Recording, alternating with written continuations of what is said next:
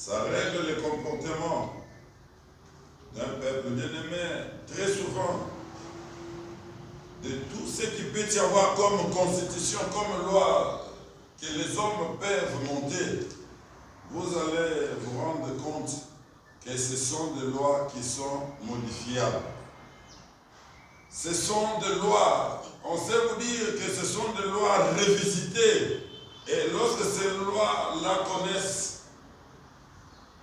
tous ces gymnastiques-là, vous allez plus bien comprendre qu'il y a l'égoïsme qui règne. Je ne sais pas, suivant les informations, Paul Biya, au-delà des quarantaines d'âge au pouvoir, il revient à quel âge? À l'âge de 92 ans. Il dit qu'il veut encore faire, je ne sais même pas s'il a passé, s'il est passé. Pas encore.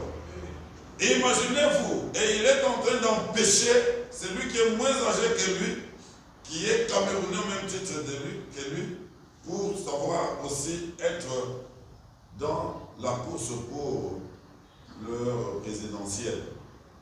C'est qu'il y a une loi qui a été travaillée, taillée à ce niveau-là pour se voir empêcher et s'accaparer du pouvoir de manière maligne.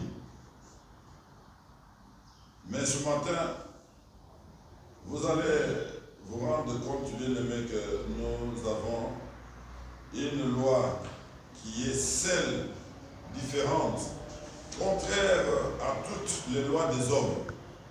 Elle est divine, laquelle ne sait subir d'une quelconque modification, ni moins révisitation, car elle est une loi éternelle.